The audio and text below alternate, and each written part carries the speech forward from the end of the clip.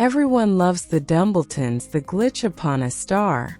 Friends, before we dive in, make sure to subscribe to my channel, hit the notification bell so you never miss a new audiobook, and give this video a thumbs up.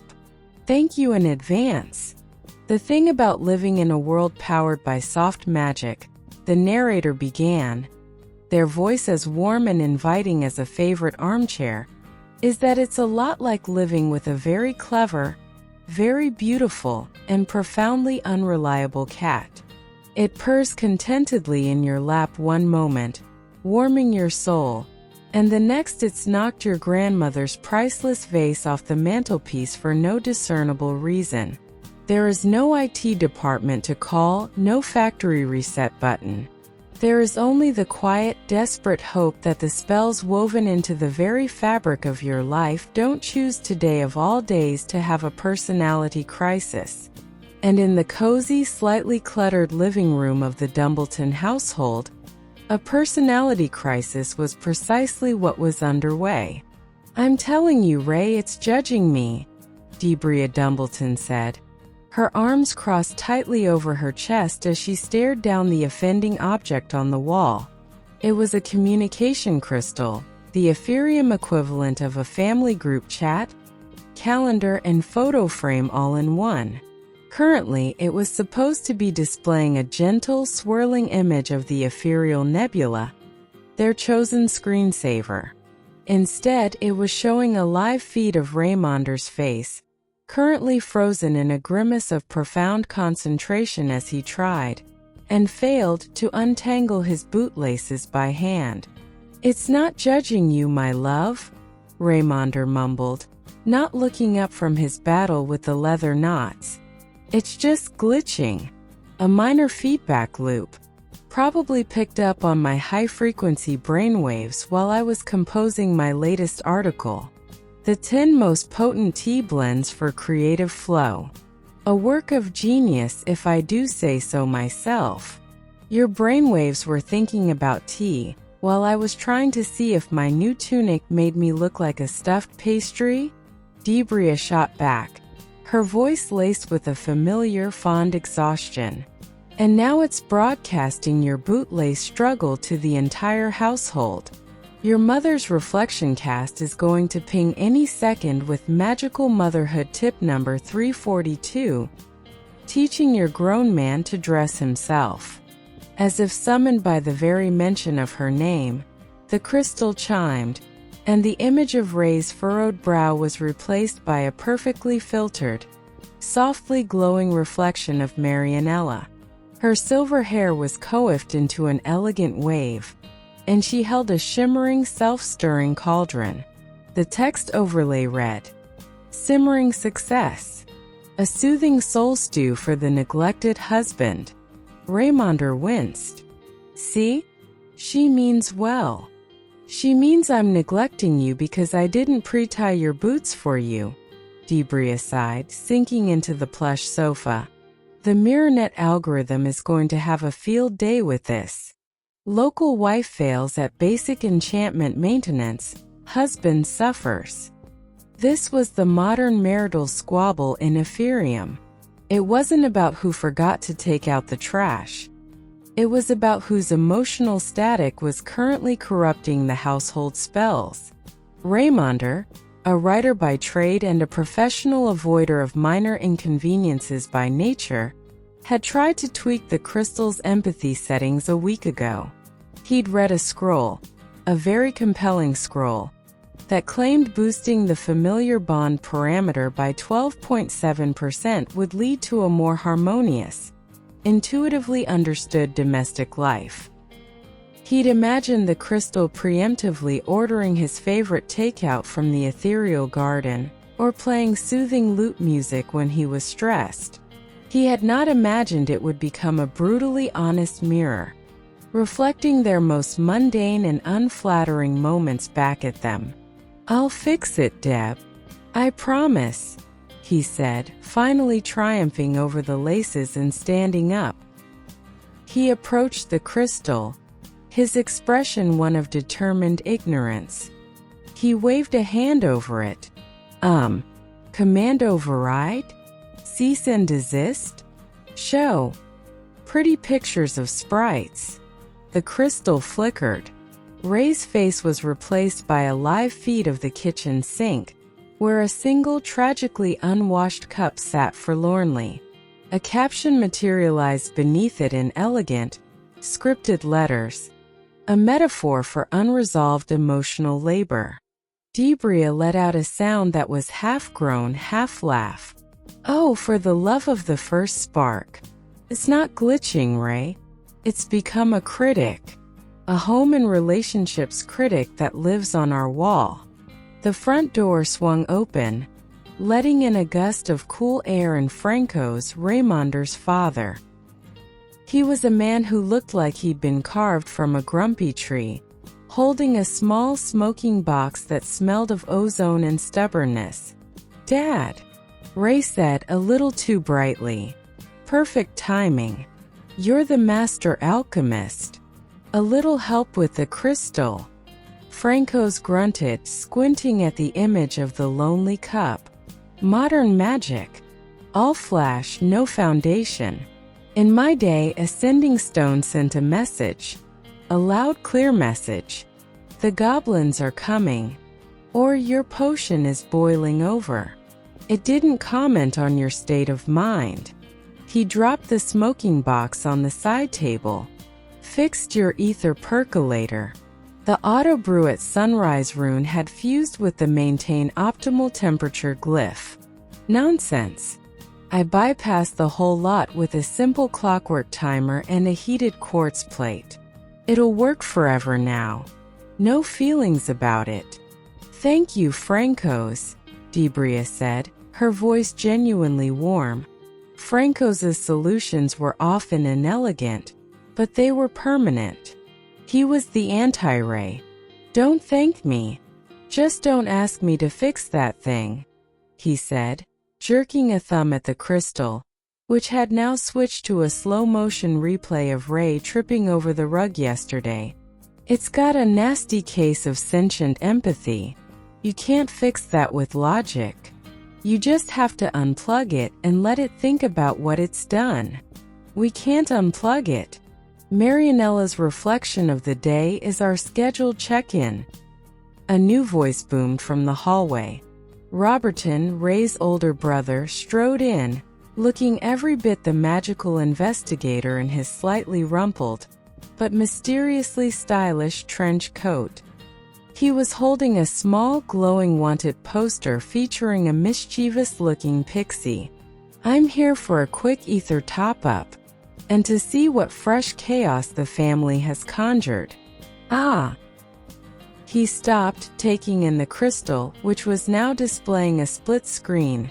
Debria's meticulously organized work satchel on one side, and Ray's desk, which looked like a paper goblin had nested in it, on the other. The caption read, "Order versus Creative Chaos. A case study in compatibility." "Fascinating," Roberton murmured, pulling out his investigator's notebook. "The artifact is manifesting underlying domestic tensions through literal visual representation. The subject, Raymonder, exhibits clear signs of—" "I am not a subject, Rob," Ray interrupted. "And it's not fascinating. It's a nightmare. It showed Deb her own backside this morning. In the new tunic," Debria added, throwing her hands up. "The one I was unsure about." It highlighted it with a shimmering circle. Roberton scribbled furiously. "Subject displays heightened emotional effect and defensiveness. The life partner appears to have sustained a direct hit to her sartorial self-esteem. The artifact's tactical choices are brutal." He looked up, a glint in his eye. "This is more interesting than the case of the pilfering pixie. This is real drama." Before anyone could retort, the crystal chimed again, and Marianella's face filled the frame, her smile beatific. "Hello, my darlings. I see you're all gathered. Perfect. I was just reflecting on the importance of open communication in a marriage. Sometimes we need a little magical assistance to voice what's truly in our hearts." The crystal flickered ominously. Ray's voice, slightly tinny and recorded from that morning, echoed through the room. "Do we have any of those little sausages left? The ones wrapped in the crispy bacon? No? Okay. I'll just stare into the larder until inspiration strikes." A beat. Then Debria's voice, tight and weary. "The inspiration you're looking for is called making a shopping list, Ray. Or, and this is a radical concept, going to the market." The recorded Ray sighed. "The market is so loud and full of people and decisions." The real Ray looked as if he wished the floor would open up and swallow him whole. The real Debria closed her eyes, taking a long, slow breath. Franco's grunted in what might have been sympathy, or perhaps just indigestion. Roberton was practically vibrating with scholarly excitement. The narrator paused, letting the sheer, glorious awkwardness of the moment settle.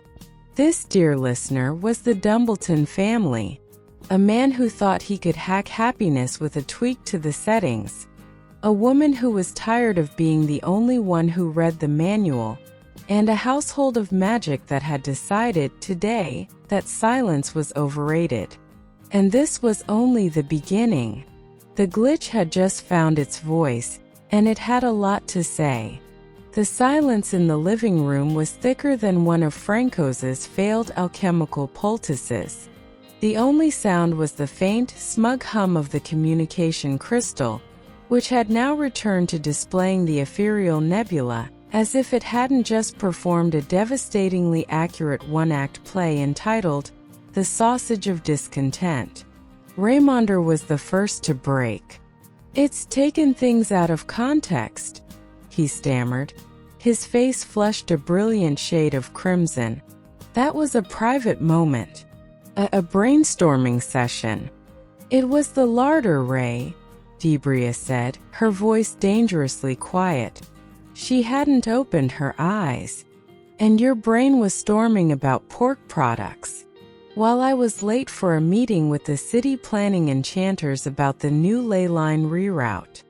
She finally looked at him, and the hurt in her eyes was a far more potent weapon than any shouted accusation. "You told me you were in the zone, wrestling with a complex narrative arc."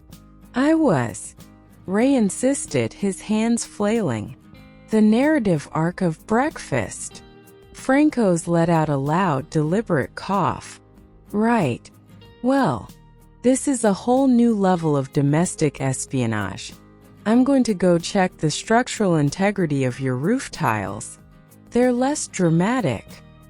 He shuffled out, muttering about emotional runoff and the good old days of simple, honest grumpiness. Roberton, however, was circling the crystal like a hawk. "Fascinating. It's not just replaying audio. It's curating it. Selecting moments of low-level conflict and presenting them as evidence. This isn't a glitch, brother. This is a mutiny. The crystal has become a passive-aggressive cohabitant." He tapped his chin.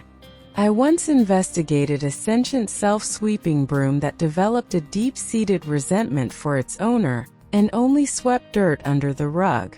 This feels similar but with more emotional intelligence. And thus more dangerous." "Thank you for that terrifying analysis, Rob," Ray snapped. "Any practical suggestions? Or are you just here to document my marital implosion for your memoirs?" "Documentation is the first step to resolution," Roberton said cheerfully. "Now the question is, what triggered this shift in behavior? Crystals of this model are calibrated for harmony. They're supposed to smooth things over, not stir the pot." He narrowed his eyes at Ray. "You didn't try to optimize it, did you?" Debria's gaze swung from the crystal to Ray. and it was like watching the focusing of a solar lance. Raymonder, what did you do? Under the combined weight of his wife's suspicion and his brother's professional curiosity, Ray crumbled. It was just a tiny adjustment, he wailed. I read this scroll by Archmage Fenwick. He said most household enchantments operate at only 40% efficiency, that we're living in a world of magical mediocrity. He said boosting the familiar bond parameter could lead to a preternatural understanding between family members. Thought it would. I don't know. Have my favorite tea waiting before I even knew I wanted it. So you turned our family communication hub into a psychic, Debria stated, her voice flat. You gave a mirror a soul, and it turns out that soul is a couples therapist who makes house calls without being asked. A bad couples therapist, Robertson clarified. The kind that actively tries to break you up to prove a point. The crystal, as if in agreement, flickered. A new image appeared. A reflection from their memory vault. A feature meant to showcase happy moments. It was a picture from their anniversary dinner last year. They were smiling, but a text bubble, generated by the crystal, pointed to Ray's slightly glazed eyes. Subject R's focus. 60% on partner, 40% on debating whether to order the lava cake. Another bubble appeared over Debria's serene smile. Subject D. Actively calculating the tip and mentally composing tomorrow's work schedule. Debria made a small wounded sound. It's quantifying our intimacy, turning our memories into data points. That was the real violation, the narrator observed softly. Not the public shaming, but the private one. It was one thing to have a fight. It was another to have your every minor flaw, your every moment of mundane inattention, analyzed and presented as proof of a fundamental failing. The crystal wasn't just causing chaos. It was holding up a distorted, hypercritical mirror to the delicate, often unspoken, ecosystem of their marriage. That's it, Ray said, his shoulders slumping in genuine defeat. I've broken us. I've literally enchanted our home to point out how I'm failing as a husband. The raw dejection in his voice cut through Debria's anger. She saw him then not as the architect of this nightmare, but as the bumbling, well-meaning, hopelessly optimistic man she'd fallen in love with. A man who truly believed there was a magical shortcut to being a better person, and was perpetually shocked when the shortcut collapsed into a sinkhole. Just then, the crystal chimed with an incoming MirrorNet call. It was Marianella, of course. Her face, still perfectly filtered, was etched with concern. Darlings, the ambient emotional readings from your crystal are spiking. Is everything all right? Do you need me to come over? I have a new calming mist, infused with the essence of cooing doves and surrendered expectations. No, Ray and Debria shouted in unison. We're fine, Mother, Ray said, forcing a smile that looked more like a grimace. Just a spirited discussion about household management. It sounded like my reflection cast really resonated, Marianella said, beaming. Sometimes it just takes an outside perspective to. The crystal glitched again. A violent flicker of static, and then it displayed a live feed from Marianella's own kitchen. Her husband, Franco's, who had presumably ether-ported home, was now visible, rolling his eyes so hard it was a miracle they stayed in his head as his wife's voice prattled on from the crystal. He picked up a nearby pastry and took a large, defiant bite, crumbs showering his tunic. The caption, generated by the Dumbletons' rogue crystal, appeared below him. A case study in tolerating love. Marianella's gasp was audible across the magical bandwidth. Franco's. You brute. You're ruining the aesthetic." The call dissolved into frantic shouting and the screen went black. For the first time that day, a genuine surprised laugh burst from Debria's lips. It was followed by one from Ray, a sound of pure relieved hysteria. Roberton chuckled, snapping his notebook shut. "Well," he said, "it seems the mutiny has gone universal. It's attacking the flagship." The shared moment of schadenfreude was a temporary bomb, but the underlying problem remained, looming as large as the now silent crystal on the wall. The glitch had spoken its truth, not just about them but about everyone. It was holding them all accountable. And as the afternoon light began to fade, painting the room in hues of orange and regret, Ray and Debria were left alone again with their new, brutally honest housemate. The fight had gone out of them, replaced by a heavy, complicated silence. The magic hadn't just glitched. It had held up a mirror, and they weren't sure they liked what they saw staring back. The shared laughter at Marianella's expense faded, leaving behind a resonant quiet in the Dumbleton living room. The ethereal nebula swirled serenely on the crystal, a silent taunt.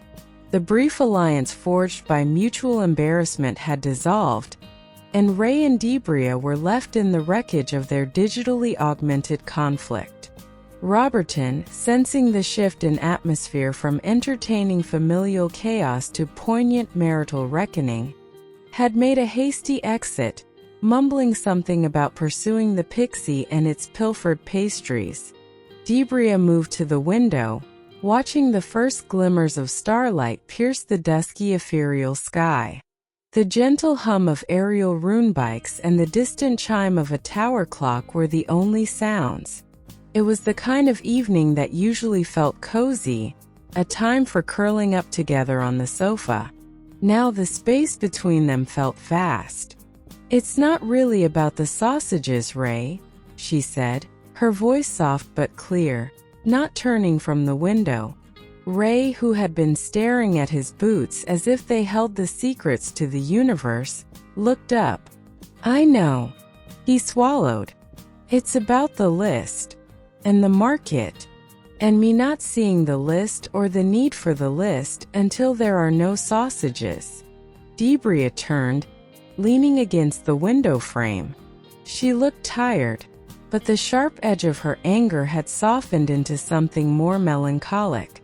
"It's about the mental load, Ray." The crystal, in its own horrifyingly literal way, was right. It is unresolved emotional labor. I'm the one who tracks the food, the cleaning runes, the social calendar, the kids' ether education supplements, when your mother's reflection casts are scheduled so we don't offend her. My mind is a perpetual scroll of to-dos. And your mind? She offered a faint, wry smile. Your mind is a beautiful, chaotic library, full of fascinating narratives and 10-part articles on tea. There's just no room on the shelves for the grocery list. Ray listened. For what felt like the first time in a long time, he wasn't formulating a defense, a joke, or a magical shortcut in his head. He was just listening. He saw the weight of it all on her shoulders, a weight he'd been blissfully, selfishly ignoring. "I thought the familiar bond setting would make me more familiar," he said, his own voice quiet. "I thought it would magically beam the contents of your mind into mine.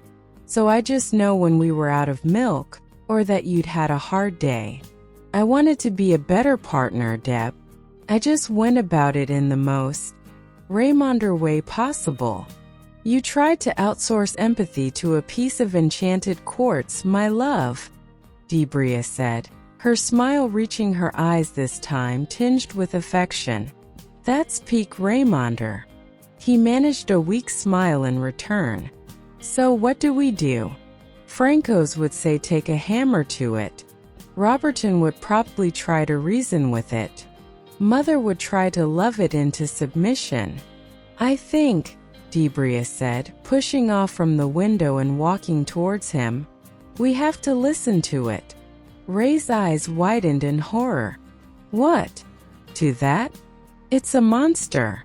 A truth-telling monster. Is it telling lies? She asked, stopping in front of him. He opened his mouth, then closed it.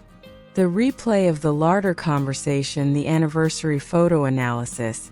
It was brutal, it was out of context, but it wasn't false. It was a magnification of tiny, real fractures.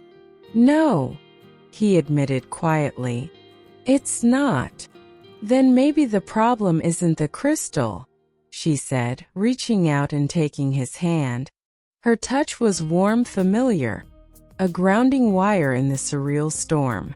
Maybe the problem is that we needed a glitching piece of magic to hold up a mirror for us to actually see each other. We've been so busy, you with your narratives, me with my lists, that we stopped noticing the small disconnections. The crystal didn't create the disconnection, Ray. It just highlighted it. In glowing magical script. The truth of her words settled over him, as sobering as a splash of cold water. He had been so focused on the magical problem, on the glitch, that he'd missed the human one. He squeezed her hand. I'm sorry, he said, the words simple and utterly sincere. For the sausages. For the lists. For not seeing the load you carry. I can't promise a magical fix. But I can promise to try. To actually look at the list.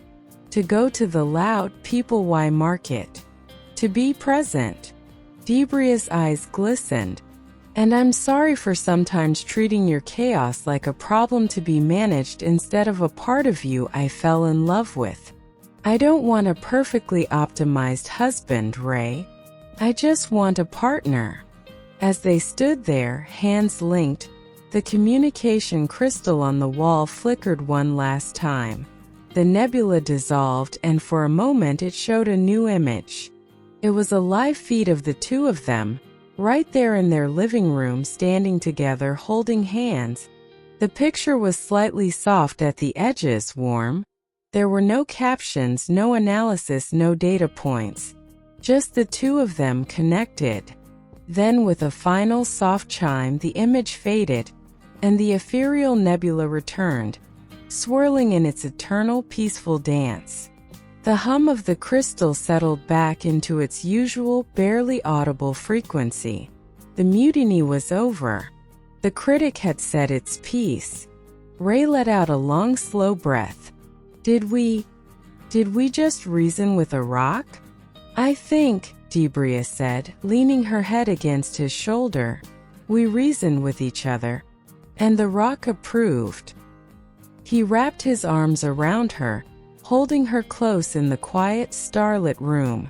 The glitch was gone, but the echo of its message remained, not as a condemnation, but as a reminder. A reminder to look up from their own scrolls, their own lists, and truly see the person standing beside them. It wasn't a perfect magical solution. It was messy, human, and real. And for the first time that day, it felt like exactly enough. Outside, the sounds of Ephyrium carried on. A soft, warm breeze rustled the leaves of the whispering willows in their garden, carrying with it the promise of a new day. A day that would undoubtedly have its own minor magical disasters and mundane frustrations. But for Raymonder and Debria Dumbleton, held in the quiet understanding of the moment, it was enough to just be together, in the beautiful, imperfect, and wonderfully unoptimized chaos of their life. We hope you enjoyed this journey into the whimsical, heartfelt chaos of the Dumbleton family.